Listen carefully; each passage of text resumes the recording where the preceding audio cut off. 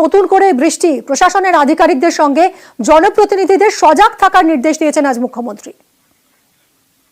বন্যা কবলিত পরিস্থিতিতে আরো প্রোঅ্যাক্টিভ হয়ে অফিসারদের কাজ করার জন্য এবং আমাদের যারা আছেন সকলকেই নিচু স্তরে কাজ করার জন্য বলা হয়েছে।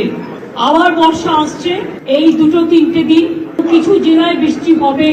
যাদের জায়গাগুলো ইতিমধ্যেই জলে ঢেকে আছে, নতুন করে যদি বর্ষা হয় এবং ডিভিসি যদি আবার জল ছাড়ে, তাহলে কিন্তু জলের ওপর জল প্লাবিত হবে।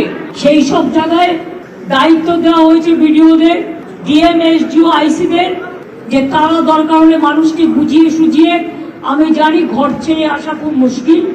এই অবস্থায় আমরা এমএলএদেরও বলেছি, আমরাও গুরুত্ব দিতে বলেছি। বন্যায় যাদের ফসল সবজি নষ্ট হয়ে গেছে তাদের দ্রুত শস্য বীমা দেওয়ারও নির্দেশ দিয়েছেন আজ মুখ্যমন্ত্রী। বন্যা কবলিত পরিস্থিতিতে আরো প্রোঅ্যাক্টিভ হয়ে অফিসারদের কাজ করার জন্য এবং আমাদের যারা আছেন সকলকেই নিচু স্তরে কাজ করার জন্য বলা হয়েছে। আবার বর্ষা আসছে, এই দুটো তিনটে দিন কিছু জেলায় বৃষ্টি হবে। যাদের জায়গাগুলো ইতিমধ্যেই জলে ঢেকে আছে, নতুন করে যদি বর্ষা হয় এবং ডিভিসি যদি আবার জল ছাড়ে, তাহলে কিন্তু জলের ওপর জল প্লাবিত হবে। সেই সব জায়গায় দায়িত্ব দেওয়া হয়েছে বিডিওদের, ডিএম, এসডিও, আইসিদের, যে তারা দরকার হলে মানুষকে বুঝিয়ে সুঝিয়ে, আমি জানি ঘর ছেড়ে আসা খুব মুশকিল। এই অবস্থায় আমরা এমএলএদেরও বলেছি, আমরাও গুরুত্ব দিতে বলেছি।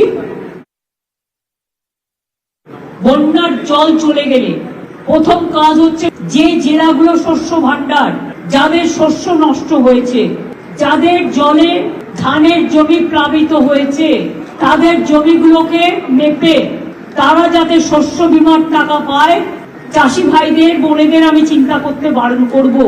কারণ আমরা বিনা পয়সায় শস্য বীমার টাকা প্রতি বছরই চাষিদের দিয়ে থাকি।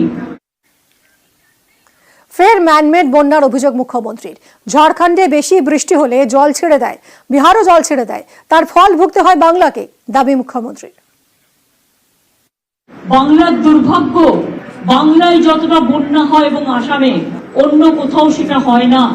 কারণ বাংলা হচ্ছে নদী মাতৃকার দেশ। বাংলার অবস্থানটা ঠিক নৌকার মতো, প্রচন্ড জল জমে যায় একটুতেই। আর ঝাড়খণ্ডে বৃষ্টি হলেই আমাদের চিন্তা হয়, জলটা ছেড়ে দেয় নিজেদের বাঁচাতে টোটাল বাংলার ওপরে।